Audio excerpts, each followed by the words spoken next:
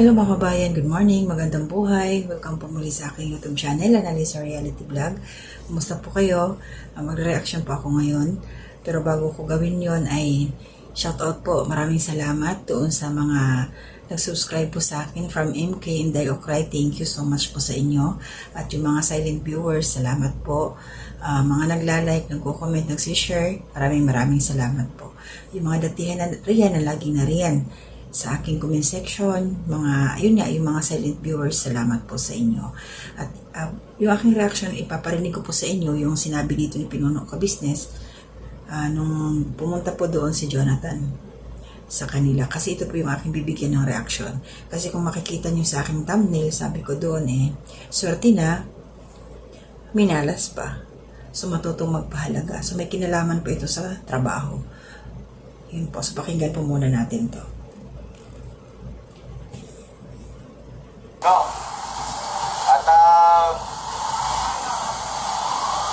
ngayon ganito, hindi na kita tatanggapin dito sa trabaho. No?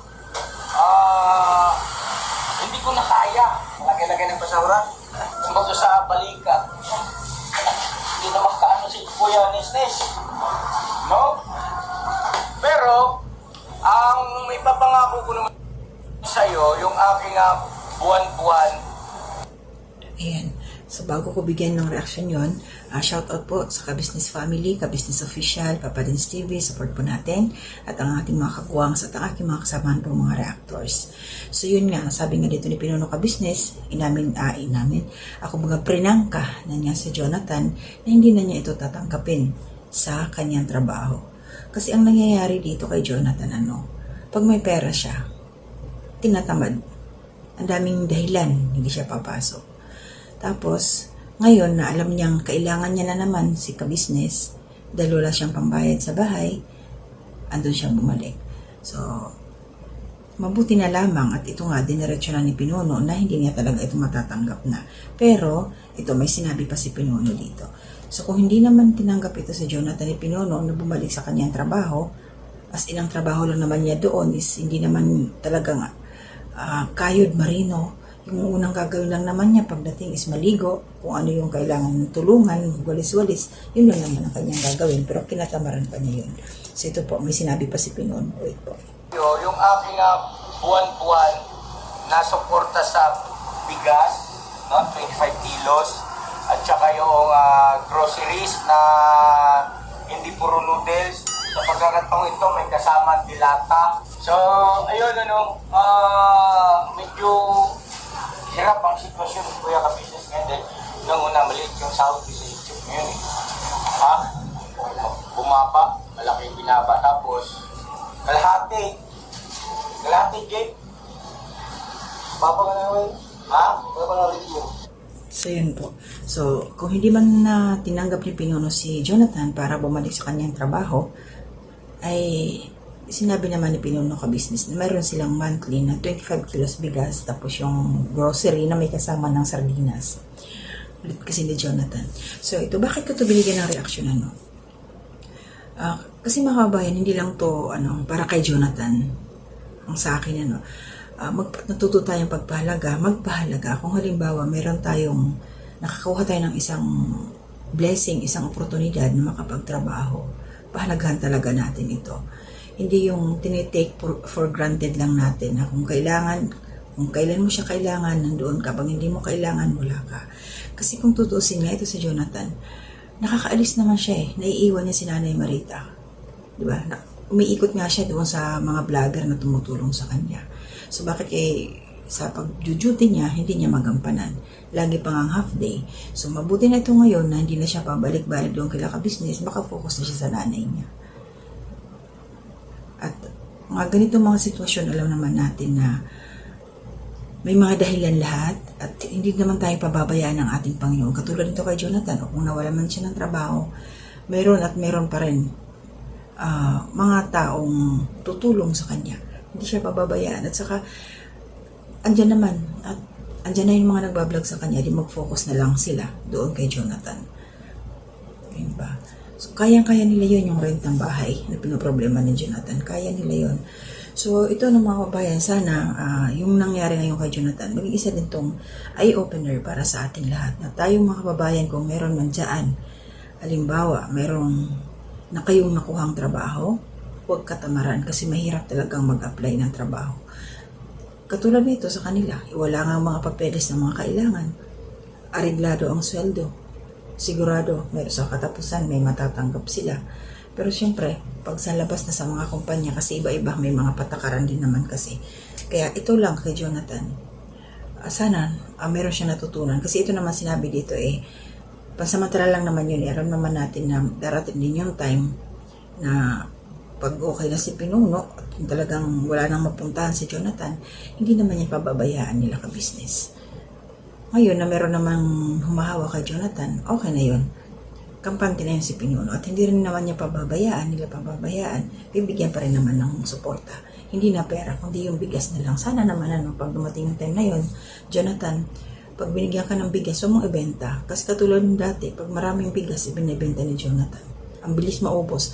25 kilos sa kanilang mag-ina. Matagal maubos yun. Tagal yun siguro, mga 2 weeks, hindi baka nga abutin pa ng buwan kasi hindi lang naman yun ang kakainin nila, marami pa naman So yun lang yung sa akin mga ka-business. Matuto tayo magpahalaga kung ano ang trabaho na meron tayo. Kasi alam ni Jonathan na sa tuwing lalapit, tatanggapin, tutulungan. Yun ang niya nung hindi siya mahihindian. O ngayon, di nakatikim siya na hindi na siya pwedeng bumalik sa kanyang trabaho. Sayang, di ba? Sayang. Nagmamalaki pa kasi ito sa Jonathan. Sana may lesson siyang nakuha patungkol doon sa nangyari sa kanya na ngayon wala na siyang trabaho. Laking bagay din yun, di ba? Nasa 9,000, 10,000 kada buwan.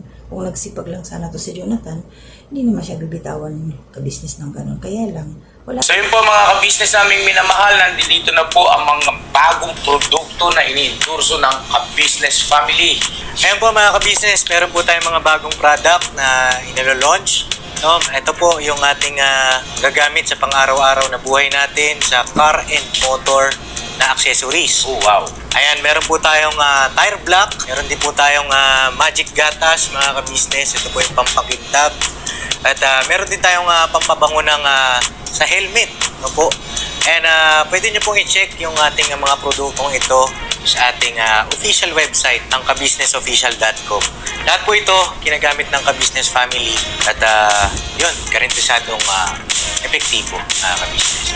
Po, mga ka-business, meron din tayo bagong produkto ngayon. Ito po ang warts removal. Uy! Yan.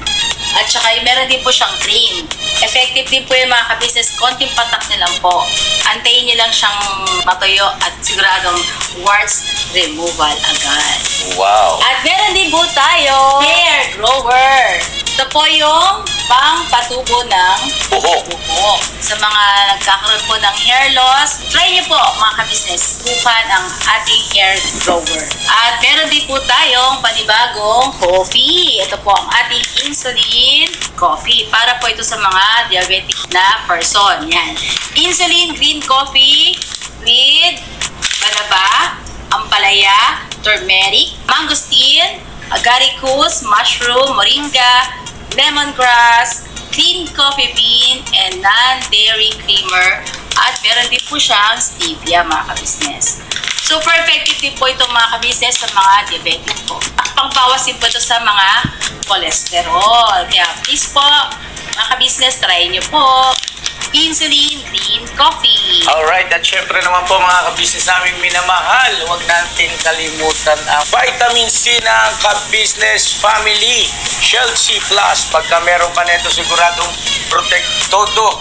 So right mga ka-business namin minamahal, ano pa inaantay nyo? Please, bumili na kayo ng mga produktong in-endorso ng ka-business family, hindi lamang para mapanatili ang good health ng buong pamilya, kundi syempre makakatulong pa tayo sa ating mga kababayan na higit na nangangailangan. Alright po, alright. At meron pa, dadagdag ko lang mga ka-business, kung gusto nyong pumuti at lalong bumabot, lumanda, meron po tayong bagong produkto, ang Bandara Revitalizing Set. Oh wow! Ayan, abin nyo na po mga ka-business at siguradong epektibo rin. So yun ang mga ka-business namin minamahal, please avail natin ang mga produktong iniendorso ng business family. So yun na, tuloy na panonood. Hira, banaan. Tamad eh. Yun talaga, tamad. Asa, kasi alam niya may tutulong sa kanya. So, yun lang po yung sa akin. Maraming salamat sa patuloy na suporta ninyo. Kumusta na kayo mga kababayan? Kabayan JC Lucas, kumusta po? Ate Sara, kumusta po? Ate Ems, Ate Marilyn, kumusta? Ma'am Maria Luisa Cartalaba, at saka si Ma'am Jessica, kumusta po kayo? At saka si, Kabayan Julia Pardales Vlog, kumusta? Kabayan na si Pascual, shout out po, kumusta kayo? At Ma'am Marilyn Cabanilla, kumusta po? At saka si Ma'am Erlinda Navarrete, kumusta na po kayo? Bihira na tayo magkita-kita. Kasi ako ngayon, inaantay ko pa rin talaga yung AdSense. Nag-check po ako ngayon.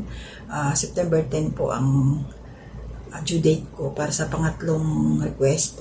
So, kasi isa yun sa requirement na para gawin ko yung PIN troubleshooter. Kung magmamanual na lang po ako, kailangan matapos muna yung September 10. Pag yun ang due date. So, after nun, pwede na ako mag-manual troubleshooting. Hindi ko na antayin yung physical PIN ko, kundi diretso na ako dito. So, yun na lang po yung aking iniintay. So, natutuwa ako sa ganitong nangyayari sa akin ng mga babayan. Nag-challenge ako sa ganito na pinagdaanan ko to. Pangatlong request na ako para sa aking Google AdSense. Hindi siya nakarating sa lugar namin. No? Hindi ko alam kung anong nangyari. Sobrang layo.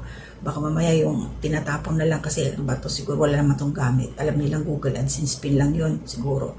Kasi magtataka kayo bakit hindi nakakarating. Yun naman yung address namin. Yung ibang mga sulat ko o yung PSA ko, yung international ID ko nakarating naman doon sa amin. Yun yung address na ginamit ko. Kung bakit pagdating dito sa aking Google AdSense PIN, bakit hindi dumating? O yung ibang mga sulat sa mga anak ko nakakarating naman doon, yung pa rin yung address. Kaya hindi ko alam anong nangyari. So, antayin ko na lang po itong September 10 na due na ng aking third request. Saka lang po ako makakapag-manual application para sa Google PIN ko. So, at least natutunan ko kung paano siya gawin. Kasi kung diretso lang may PIN agad, hindi ko naman to, hindi ko to makikita or hindi ko to mapapractice. Kaya, kahit man ganito yung nangyari, at least may iba akong paraan na natutunan. Hindi lang yung direktang pagdating ng PIN mo, buksan mo yung sobre, makikita mo na kagad yung number, so i-type mo na lang doon. So, hindi ko na natutunan yung isa pang paraan. So, at least, alam ko kung paano gawin yung isang paraan, yung manual, kung hindi man darating yung physical PIN. Diba? So, magantay na lang ako. So, yun po yung sa akin ngayon. Patungkol kay Jonathan, matuto tayo magpahalaga kung ano ang mayroon tayo, mga trabaho. Mahalin ang trabaho kasi mahirap mag-apply, lalong-lalo na kung yung mga nandyan sa company talaga, Diyos ko, ang dami requirements. Medical, pupunta ka pa sa lahat ng mga government offices, magkano yung gastos, pamasahe, yun ang pinakamahirap. Bago ka makasweldo, bago ka yung trabaho mo, baon ka na sa utang. Sa tutulang talaga, oo, relatok tayo sa Pilipinas, ang hirap mag-apply ng trabaho. Tatantarin ka sa dami ng mga requirements. Ang iba pa dyan, hihinga ka pa ng appointment. Pag wala kang appointment, gagawa nila ng paraan, sisingilin ka ng mahal. So, ikaw naman na, syempre, kailangan mo, papatol ka na lang doon. Kaya, naaawa din ako sa mga kababayan natin na gano'n ang mga pinagdadaanan na naghahanap na nga ng trabaho, ay piniperahan pa. Diba? Grabe talaga. So, mag-ingat po tayong lahat, no? Yun lang po yung aking reaction ngayon patungkol kay Jonathan. At maraming salamat po sa patuloy na suporta ninyo sa aming lahat. Mag-iingat po tayo. And to God be the glory.